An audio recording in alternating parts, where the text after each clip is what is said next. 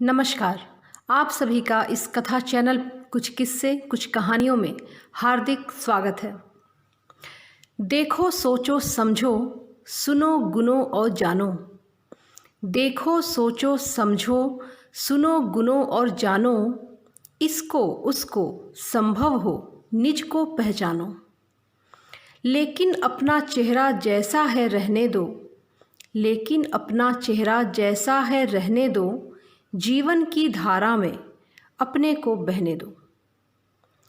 दोस्तों, ये पंक्तियां हैं साहित्य अकादमी पुरस्कार तथा पद्म भूषण से सम्मानित लेखक श्री भगवती चरण वर्मा जी की। इस लेखक ने अपने साहित्य यात्रा की शुरुआत कविताओं से की थी। उनकी एक कविता हम दीवानों की क्या हस्ती पाठ्यक्रम में होने से छात्रों में बहुत लोकप्रिय है। वो पंक्तियां आपके लिए।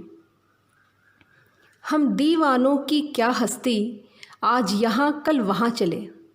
हम दीवानों की क्या हस्ती, आज यहाँ कल वहाँ चले। मस्ती का आलम साथ चला, हम धूल उड़ाते जहाँ चले। आए बनकर उल्लास अभी, आंसू बनकर बह चले अभी। सब कहते ही रह गए अरे, अरे तुम कैसे आए कहाँ चले। किस ओर चले मत ये पूछो, किस ओर चले मत ये पूछो। बस चलना है इसलिए चले, जग से उसका कुछ लिए चले। जग को अपना कुछ दिए चले। दो बात कही, दो बात कही, दो बात सुनी। कुछ हंसे और फिर कुछ रोए। छक कर सुख दुख के घूंटों को हम एक भाव से पिए चले। हम एक भाव से पिए चले। हम मान रहित अपमान रहित, हम मान रहित अपमान रहित। जी भर कर खुल कर खेल चुके। हम हंसते हंसते आज यहाँ प्राणों की बाजी हार चले।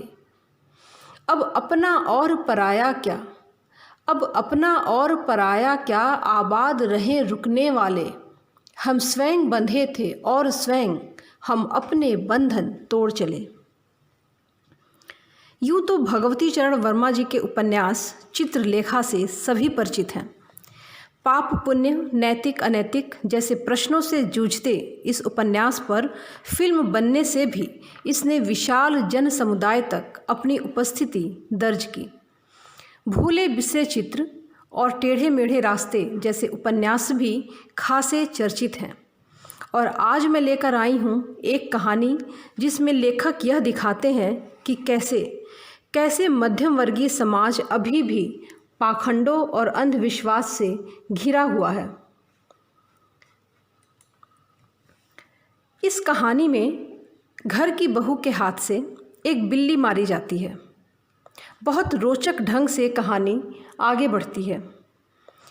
पंडित इस परिवार को 11 तोले सोने की बिल्ली बनाकर देने के लिए कहते हैं। क्या वास्तव में यह परिवार सोने की बिल्ली बनाकर पंडित को दे पाता है? क्या पंडित इस परिवार को मूर्ख बनाने में सफल हो जाता है? आइए सुने भगवती चरण वर्मा जी की प्रसिद्ध कहानी प्रायश्चित। अगर कबरी बिल्ली घर भर में किसी से प्रेम करती थी तो रामू की बहू से, और अगर रामू की बहू घर भर में किसी से घृणा करती थी तो कबरी बिल्ली से। रामू की बहू को 2 महीने हुए मायके से प्रथम बार ससुराल आई थी। पति की प्यारी और सास की दुलारी 14 वर्ष की बालिका। भंडार घर की चाबी उसकी करधनी में लटकने लगी। नौकरों पर उसका हुक्म चलने लगा और रामू की बहू घर में सब कुछ। सास जी ने माला ली और पूजा पाठ में मन लगाया। लेकिन ठहरी 14 वर्ष की बालिका। कभी भंडार घर खुला है तो कभी भंडार घर में बैठे बैठे ही सो गई। कबरी बिल्ली को मौका मिला, घी दूध सब पर जुट गई। रामू की बहू की जान आफत में और कबरी बिल्ली के छक्के पंजे। रामू की बहू हांडी में घी रखते रखते ऊँग गई और बचा हुआ घी कबरी के पेट में। रामू की बहू दूध ढककर मिश्रानी को कुछ देने गई और दूध नदारद। अगर बात यहीं तक रह जाती तो भी बुरा न था। कबरी रामू की बहू से कुछ ऐसा परच गई थी कि रामू की बहू के लिए खाना पीना दुश्वार।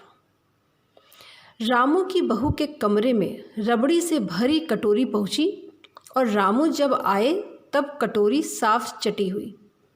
बाजार से मलाई आई और जब तक रामू की बहू ने पान लगाया मलाई गायब। रामू की बहू ने तय कर लिया कि अब तो इस घर में वही रहेगी या फिर यह कबरी बिल्ली। मोर्चा बंदी हो गई और दोनों सतर्क। बिल्ली फंसाने का कटघरा आया, उसमें दूध, मलाई, चूहे और भी बिल्ली को स्वादिष्ट लगने वाले विविध प्रकार के व्यंजन रखे गए, लेकिन बिल्ली ने उधर निगाह तक नहीं डाली। इधर कबरी ने सरगर्मी दिखलाई। अभी तक तो वह रामू की बहू से डरती थी, पर अब वह साथ लग गई, लेकिन इतने फासले पर कि रामू की बहू उस पर हाथ न लगा सके।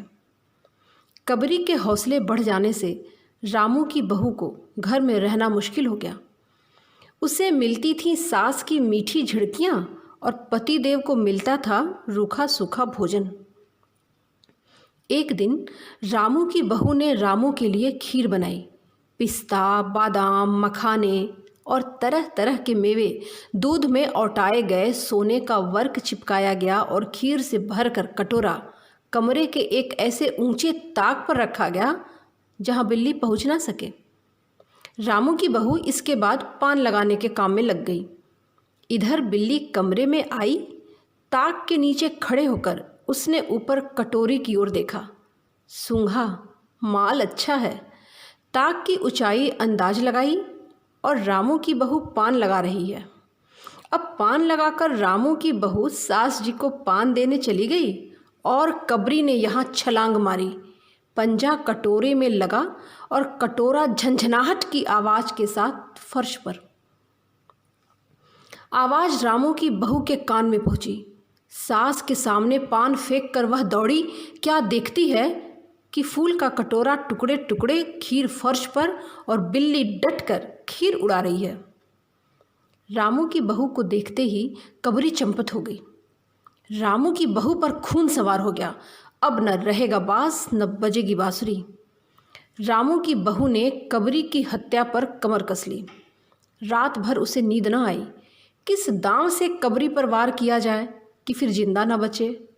पड़े पड़े यही सोचती रही। सुबह हुई और वह देखती है कि कबरी देहरी पर बैठी बड़े प्रेम से उसे देख रही है।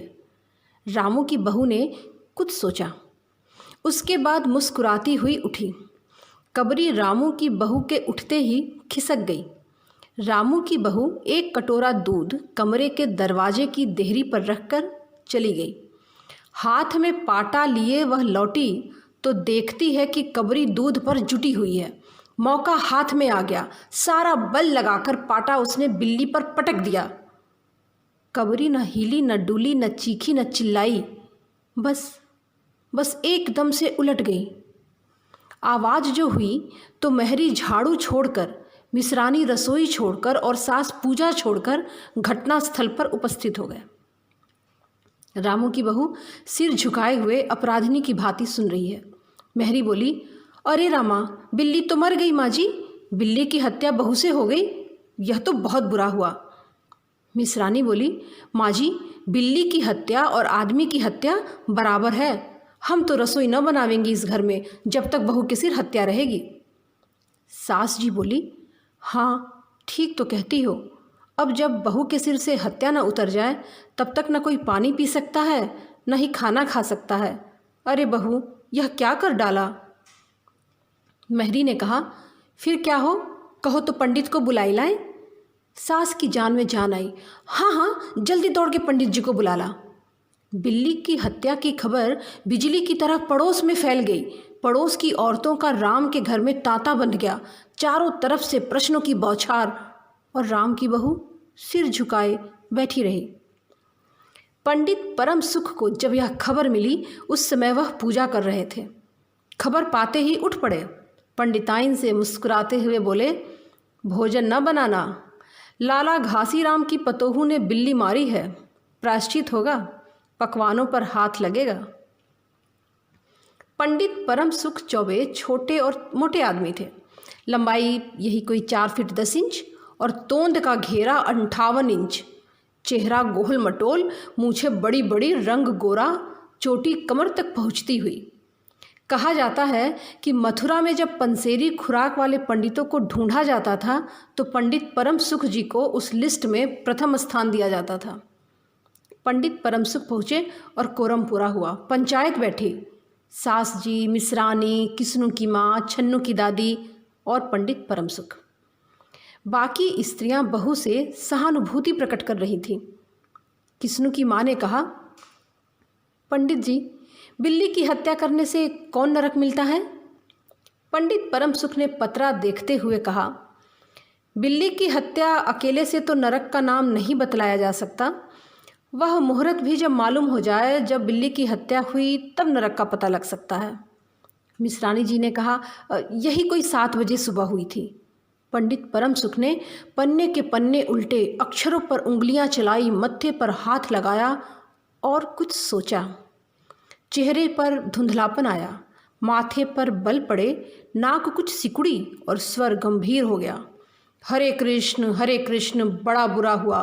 प्रातःकाल ब्रह्मा मुहूर्त में बिल्ली की हत्या घोर कुंभी पाक नरक का विधान है रामू की माँ, यह तो बड़ा बुरा हुआ। रामू की माँ की आंखों में आंसू आ गए। तो फिर पंडित जी, अब क्या होगा, आप ही बतलाएं। पंडित परम सुख मुस्कुराए। रामू की माँ, चिंता की कौन सी बात है, हम पुरोहित कौन दिन के लिए हैं। शास्त्रों में प्रायश्चित का विधान है, सो प्रायश्चित से सब कुछ ठीक हो जाएगा। रामू की माँ ने कहा, पंडित जी, उसी के लिए तो आपको बुलवाया था, आगे बतलाओ कि क्या किया जाए। क्या किया जाए? बस यही, एक सोने की बिल्ली बनवा कर बहू से दान करवा दीजिए। जब तक बिल्ली न दे दी जाएगी तब तक तो घर अपवित्र ही रहेगा। बिल्ली दान देने के बाद 21 दिन तक पाठ हो जाए। छन्नू की दादी बोली, हाँ और क्या, पंडित जी ठीक ही तो कहते हैं, बिल्ली अभी दान दे दी जाए और पाठ फिर हो जाए। रामू की माँ ने कहा, तो पंडित जी कितने तोले की बिल्ली बनवाई जाए? पंडित परम सुख मुस्कुराए। अपनी तोंद पर हाथ फेरते हुए बोले, बिल्ली कितने तोले की बनवाई जाए? अरे रामू की माँ, शास्त्रों में तो लिखा है कि बिल्ली के वजन भर सोने की बिल्ली बनवाई जाए, लेकिन अब कलयुग आ गया है, धर्म कर्म का नाश हो गया है, लोगों में श्रद्धा तो रही नहीं। सो रामू की माँ, अब बिल्ली के तौल भर की बिल्ली तो आप क्या ही बनवा पाएंगे, क्योंकि बिल्ली तो 20-21 सेर से कम की क्या होगी। हाँ, कम से कम 21 तोले की बिल्ली बनवाकर दान करवा दो, और आगे तो अपनी अपनी श्रद्धा। रामू की माँ ने आंखें फाड़कर पंडित परमसुख को देखा। अरे बाप रे, 21 तोला सोना! पंडित जी, यह तो बहुत है। तोले भर की बिल्ली से क्या काम नहीं निकलेगा? पंडित परमसुख हंस पड़े। रामू की माँ, 1 तोला सोने की बिल्ली? अरे, रुपए का लोभ बहू से बढ़ गया। बहू के सिर बड़ा पाप है, इसमें इतना लोभ ठीक नहीं। मोल तोल शुरू हुआ और मामला 11 तोले की बिल्ली पर फिट हो गया। इसके बाद पूजा पाठ की बात आई। पंडित परमसुख ने कहा, उसमें क्या मुश्किल है, हम लोग किस दिन के लिए हैं? रामू की माँ, मैं पाठ कर दिया करूँगा, पूजा की सामग्री आप हमारे घर भिजवा देना। पूजा का सामान कितना लगेगा पंडित जी? अरे, कम से कम सामान में हम पूजा कर देंगे। दान के लिए करीब 10 मन गेहूँ, 1 मन चावल, 1 मन दाल, मन भर तिल, 5 मन जौ और 5 मन चना। हाँ, 4 पसेरी घी और मन भर नमक भी लगेगा। बस इतने से काम चल जाएगा। अरे बाप रे, इतना सामान! पंडित जी, इसमें तो बहुत रुपया खर्च हो जाएगा। रामू की माँ रुआंसी होकर कहीं। फिर इसमें कम में काम नहीं चलेगा। बिल्ली की हत्या कितना बड़ा पाप है रामू की माँ। खर्च को देखते वक्त पहले बहू के पाप को देख लो। यह प्रायश्चित है, कोई हंसी खेल नहीं है। और जैसी जिसकी मर्यादा, प्रायश्चित में उसे वैसा खर्च भी करना पड़ता है। आप लोग कोई ऐसे वैसे थोड़े हैं। अरे भाई, रुपया आप लोगों के हाथ का मैल है। पंडित परम सुख की बात से पंच प्रभावित हुए। किस्नू की माँ ने कहा, पंडित जी ठीक तो कहते हैं, बिल्ली की हत्या कोई ऐसा वैसा पाप तो है नहीं, बड़े पाप के लिए बड़ा खर्च भी होना है। छन्नू की दादी ने कहा, और नहीं तो क्या, दान पुण्य से ही पाप कटते हैं, दान पुण्य में किफ़ायत ठीक नहीं। मिसरानी ने कहा, और फिर माँ जी, आप लोग बड़े आदमी ठहरे, इतना खर्च आप लोगों को अखरेगा? रामू की माँ ने अपने चारों ओर देखा, सब के सब पंडित जी के साथ। पंडित परमसुख मुस्कुरा रहे थे। उन्होंने कहा, रामू की माँ, एक तरफ तो बहू के लिए कुंभी पाक नरक है और दूसरी तरफ तुम्हारे जिम्मे थोड़ा सा खर्च है, मुंह ना मोड़ो। एक ठंडी सांस लेते हुए रामू की माँ ने कहा, अब तो जो नाच नचाओगे नाचना ही पड़ेगा। पंडित परमसुख जरा कुछ बिगड़ कर बोले, रामू की माँ, यह तो खुशी की बात है, अगर तुम्हें अखरता है तो ना करो, मैं तो चला। इतना कहकर पंडित जी ने पोथी पत्रा बटोरा। अरे पंडित जी, रामू की माँ को कुछ नहीं अखरता, बेचारी को कितना दुख है, बिगड़ो ना। मिसरानी, छन्नू की दादी और किस्नू की माँ ने एक साथ कहा। रामू की माँ ने पंडित जी के पैर पकड़ लिए और पंडित जी ने अब जमकर आसन जमाया। 21 दिन पाठ के 21 रुपये, 21 दिन तक दोनों बखत 5-5 ब्राह्मणों को भोजन करवाना पड़ेगा। कुछ रुक कर पंडित परमसुख ने कहा, सो इसकी चिंता ना करो, मैं अकेले दोनों समय भोजन कर लूँगा। मेरे अकेले भोजन करने से 5 ब्राह्मणों के भोजन का फल तुम्हें मिल जाएगा। अब यह तो पंडित जी ठीक ही कहते हैं, पंडित जी की तोंद तो देखो। मिसरानी ने मुस्कुराते हुए पंडित जी पर व्यंग किया।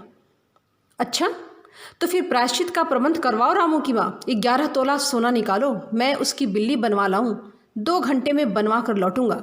तब तक पूजा का सब प्रबंध कर रखो। और देखो, पूजा के लिए, पंडित जी की बात अभी ख़त्म नहीं हुई थी कि मेहरी हाफती हुई कमरे में घुस आई। सब लोग चौंक उठे। रामू की माँ ने घबरा कर कहा, अरे क्या हुआ री? मेहरी ने लड़खड़ाते स्वर में कहा, माँ जी, वो बिल्ली तो उठकर भाग गई। दोस्तों, भगवती चरण वर्मा जी की यही विशेषता है। रोचक हास्य व्यंग के सहारे उन्होंने सामाजिक पाखंडों, अंधविश्वासों पर भी इस तरह से प्रहार किया है। उनकी और भी खूबसूरत कहानियाँ हैं, इस चैनल पर मैं उन्हें पढ़ने का प्रयास करूँगी। आप बताइएगा आपको ये कहानी कैसी लगी। कथा सुनने के लिए आप सभी का बहुत बहुत शुक्रिया, बहुत बहुत आभार।